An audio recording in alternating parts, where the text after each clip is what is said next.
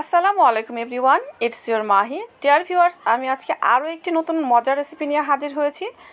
আজকে আমি দেখাবো মুচমুচে সমোচা রেসিপি কীভাবে বাসায় খুব সহজে আপনার রেস্টুরেন্টের মতো তৈরি করতে পারবেন। আজকে আমি আপনাদের সাথে সেটাই শেয়ার করব। আর এই শীটগুলো আমি আগে থেকেই করে নিয়েছিলাম। আমি কোনো একটা ভিডিওতে আপনাদের সাথে শেয়ার করব কীভাবে এই শীট তৈরি করতে হয়। এখন আমি দেখে দিচ্ছি ভাজটা সমোচার। অনেকেই হয়তো এই সমোচা ভাজটা অনেক কঠিন মনে করে, কিন্তু এটা আসলে অনেক সহজ। দেখে নিশ্চয়ই আপনারা বুঝতে পারছেন। আর আমি ভেতরের পুরটা দিয়ে দিচ্ছি, আর পুরের মধ্যে আমি পেঁয়াজ আর সমোচার শীটের সাইডের অংশ কেটে ভেজে এটার মধ্যে মিক্স করেছি। আর কিছু মশলা আমি এর সাথে অ্যাড করেছি। এটাও আমি আপনাদের সাথে সমোচার শীট যখন শেয়ার করব তখন এই মশলাটা আমি কি ব্যবহার করেছি তাও দেখিয়ে দেব। এখন আমার ভাজটা হয়ে গেছে, দেখে নিশ্চয়ই বুঝতে পারছেন কতটা সহজ আর পারফেক্টভাবে তৈরি হয়ে গেছে।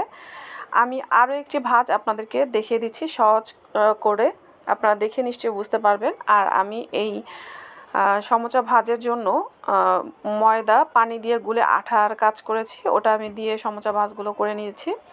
এখন আবারও আমি এর মধ্যে পুর দিয়ে দিচ্ছি, খুব ভালোভাবে করে চেপে দিতে হবে। তারপর আমি আবারও সিল করে দিচ্ছি সাইড থেকে, এরকম করে ময়দার সেই মিশ্রণটা লাগিয়ে নিতে হবে। আর এভাবে ভাজটা করে নিতে হবে, খুবই সহজভাবে তৈরি করা যায়।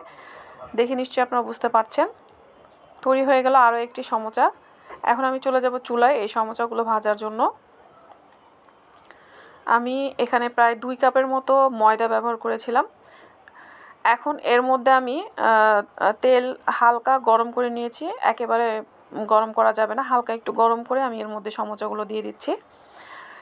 আমি 4টি করে ভেজে নিচ্ছি। আপনাদের বড় কোনো পাত্রে ভাজলে সবগুলো একসাথে ভাজতে পারবেন।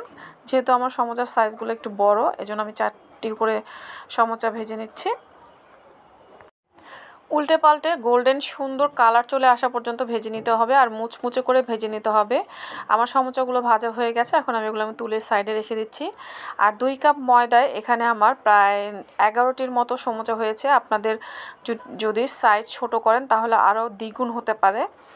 দেখে নিশ্চয় বুঝতে পারছেন কতটা পারফেক্টভাবে তৈরি হচ্ছে। আমি ভেঙে আপনাদেরকে শেয়ার করছি কতটা সুন্দর আর লোভনীয় লাগছে। এটা দেখতে যতটা লোভনীয়, খেতেও মাশাআল্লাহ। যদি ভালো লাগে অবশ্যই লাইক কমেন্ট শেয়ার করতে ভুলবেন না। যারা আমার ভিডিওটি সম্পূর্ণ দেখেছেন সবাইকে ধন্যবাদ। আল্লাহ আপনাদের সবাইকে ভালো রাখুক, সুস্থ রাখুক, নিরাপদ রাখুক এই কামনা করে আজকের মতো বিদায় নিচ্ছি। আসসালামু আলাইকুম।